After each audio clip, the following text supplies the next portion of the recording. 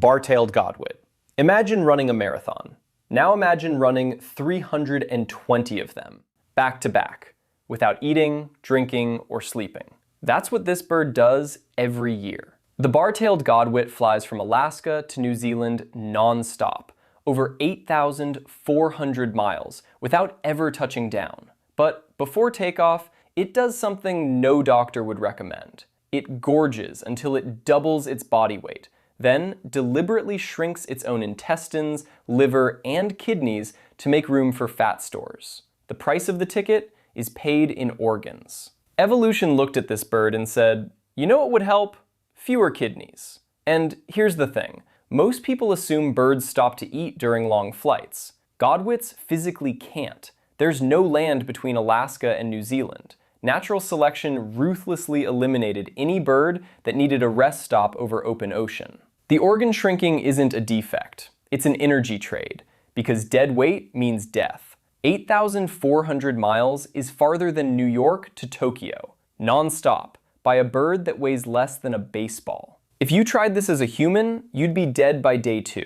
The Godwit does it as a 4-month-old. One juvenile, on its first ever migration, flew that entire distance to a place it had never been, using a route no one taught it. It arrived in Tasmania in 11 days. It was alone. Leatherback Sea Turtle. Most turtles move about as fast as your expectations for them. This one logged 12,774 miles in a single journey. The leatherback is the largest living turtle on Earth, tipping the scales at up to 2,000 pounds, and it crosses the entire Pacific to follow jellyfish blooms. During migration, it casually dives deeper than military submarines are rated to go. If you handed a GPS tracker to a turtle and said, "Surprise me," this is what you'd get. Leatherbacks don't have hard shells like other turtles. Their rubbery, flexible covering handles crushing pressure at extreme depths, while a countercurrent heat exchange system keeps their core warm in near-freezing water.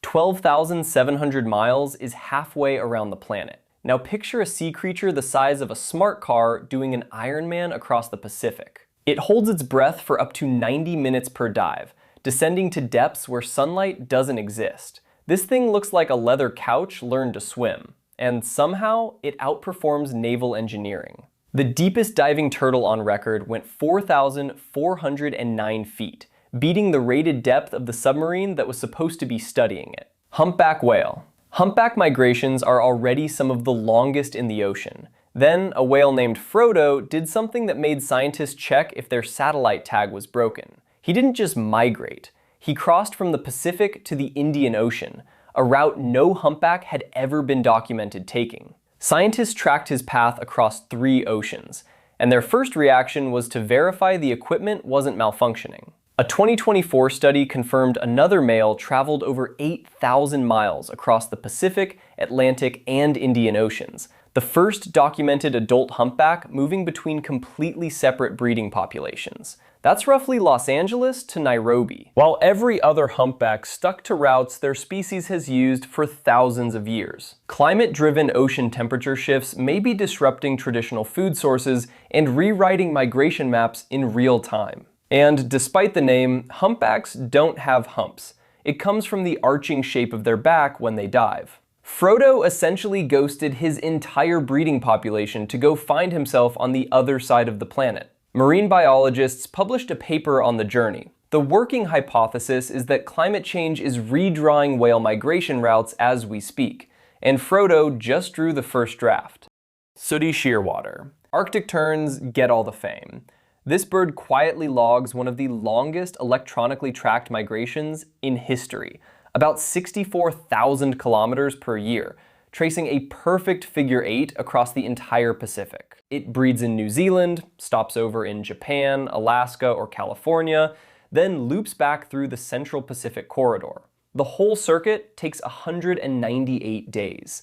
That's about 1.5 times around the Earth, every single year. Evolution said, why fight the wind when you can just let the planet steer? The figure 8 isn't random. It's shaped by the Coriolis effect and prevailing wind circulation. The shearwater essentially surfs global wind patterns to minimize energy on a journey spanning an entire ocean basin. 198 days of flying. The other 167? breeding. Then the whole thing starts over. It spends more than half its life airborne. The ground is a layover. The shearwater evolved to ride this planetary conveyor belt so efficiently that the route and the species are inseparable. Migration isn't a trip. It's a negotiation between the animal and everything that wants it dead. Sockeye salmon. Every salmon migration ends the same way, but the journey to get there is one of the most brutal things in nature.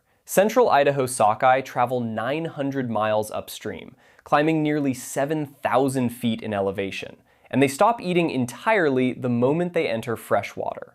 The body pays everything on this one. By the time a sockeye reaches its birthplace, its flesh has already started to decompose while it's still alive. Most animals rest after a long trip. Salmon decompose, jaws hook, skin turns blood red, flesh deteriorates. Cortisol floods the system at levels that would kill a human, and the fish keep swimming because spawning is the only thing that matters. 7,000 feet of elevation gain is higher than Denver. A fish swims uphill to 1.33 miles above sea level. This fish fights rapids, waterfalls, bears, and its own dissolving body for 900. Salmon don't choose to die. Their adrenal system triggers rapid senescence that's completely hardwired. They physically can't survive. Technically, it's the most successful suicide mission in nature, and it's been working for 50 million years. Every salmon that makes it to the top was dead the moment it entered the river.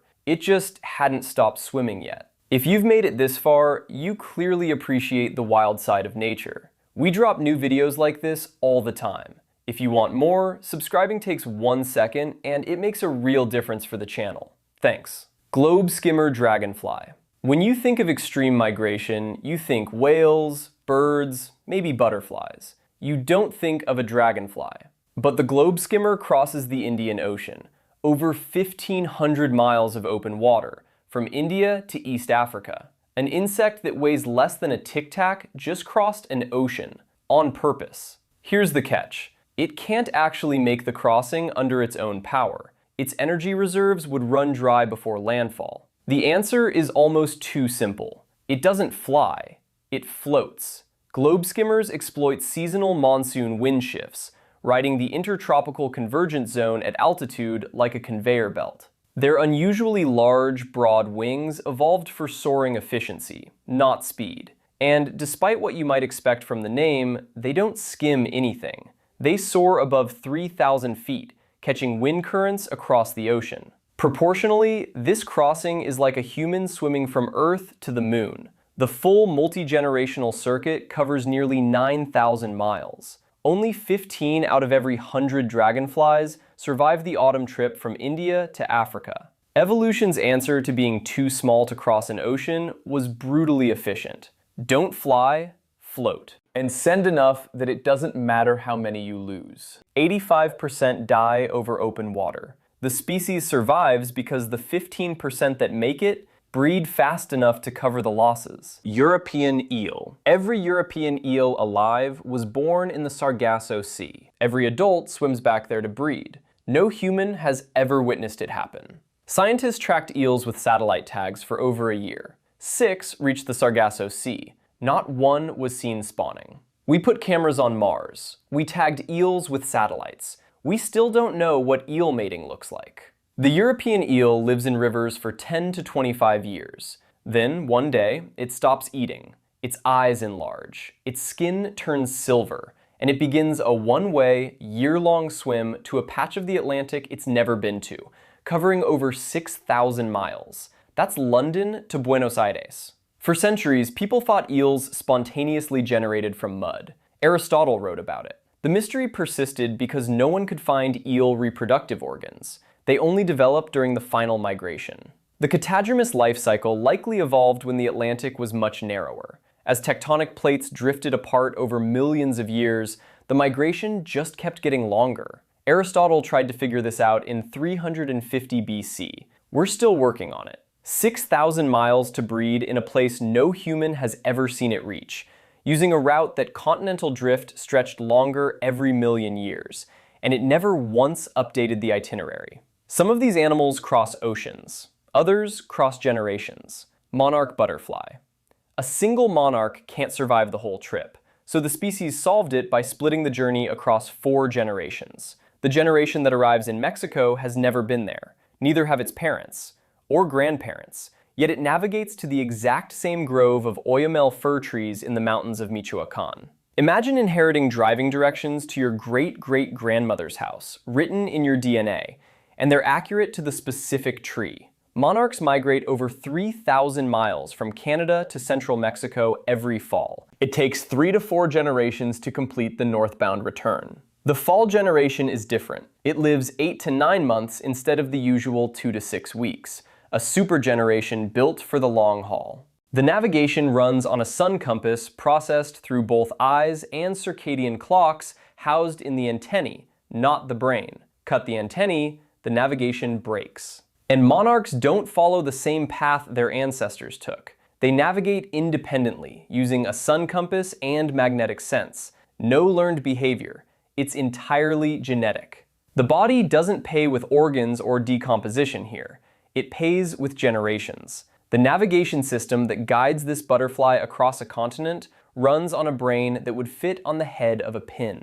In 2025, scientists tracked a monarch named Lionel from the tag on its thorax all the way to Florida. 400 tagged butterflies, pinhead-sized brains, and they still knew exactly where to go. Gray whale. Most whales take the highway. One gray whale named Varvara took a detour that rewrote the record books. Her journey was so far outside normal gray whale behavior that researchers initially thought the tracking data was corrupted. She swam from Russia's Kamchatka Peninsula to Baja, Mexico, and back, covering nearly 14,000 miles in 172 days. That's more than halfway around the Earth in under 6 months. Varvara averaged 80 miles a day for that entire stretch. Most people can't commit to a gym membership for 6 weeks. The standard gray whale migration already runs 10 to 14,000 miles round trip between the Arctic and Baja, California. They make the trip because newborns lack the blubber to survive Arctic waters, so mothers calve in warm Baja lagoons. The route may predate the last ice age. The baby whale strategy. Born in Mexico, raised in the Arctic. It's the animal kingdom's version of a gap year. Varvara set the record for the farthest gray whale journey ever documented. And when she got back to Russia, she did it all over again the next year. Southern elephant seal. It spends 80% of its life underwater. The migration happens almost entirely beneath the surface. The southern elephant seal covers about 21,000 miles a year, the longest annual migration of any mammal, and it does most of it while diving, sleeping, and hunting in near total darkness. During migration, it sleeps while sinking, spiraling downward in a controlled free fall to 1,500 feet, napping on the way down. Heart rate, 1 beat per minute. Depth, a mile down. Status, napping. Males weigh up to 4 tons, nearly 9,000 pounds.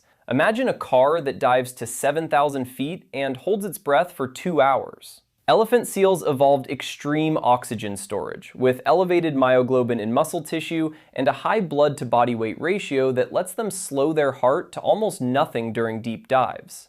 And they don't hold their breath the way you'd think. They exhale before diving. Their oxygen is stored in blood and muscle, not lungs, because lungs would collapse at those depths. 21,000 miles a year. That's roughly the circumference of the Earth, underwater, every year. It breathes air, but it barely uses the surface. The ocean floor is its living room. It surfaces to breathe the way you surface from a nap, briefly, reluctantly, and only because it has to. Arctic tern. Every other animal on this list is impressive. This bird makes all of them look like they're commuting to work. The Arctic tern migrates from pole to pole, Arctic to Antarctic and back, up to 50,700 miles in a single year. Over a 30-year lifespan, it racks up about 1.5 million miles. That's 3 round trips to the moon. It sees 2 summers every year. It basically invented the concept of being a snowbird, except the commute is 50,000 miles. The meandering route isn't inefficient, it's optimized. Terns exploit global wind circulation to reduce flight costs, targeting regions of high marine productivity for feeding stopovers. The pole-to-pole route gives them more hours of daylight than any other animal on Earth, maximizing foraging time. And they don't fly in a straight line. GPS tracking revealed dramatically zigzagging routes that follow wind patterns and food hotspots. The shortest path would actually cost more energy. This bird weighs about as much as a deck of cards. Its lifetime flight log reads like a NASA mission. What the body pays for migration, every animal on this list has answered differently. Organs, decomposition, generations, breath. The Arctic tern's answer is the simplest and the most extreme. It pays with time. 30 years of pole-to-pole flight, chasing daylight across the entire planet. By the time it dies, it has traveled far enough to reach the moon 3 times. It weighs 4 ounces. If you enjoyed this, subscribe for more. We've got a lot of wild animal content coming. Thanks for watching.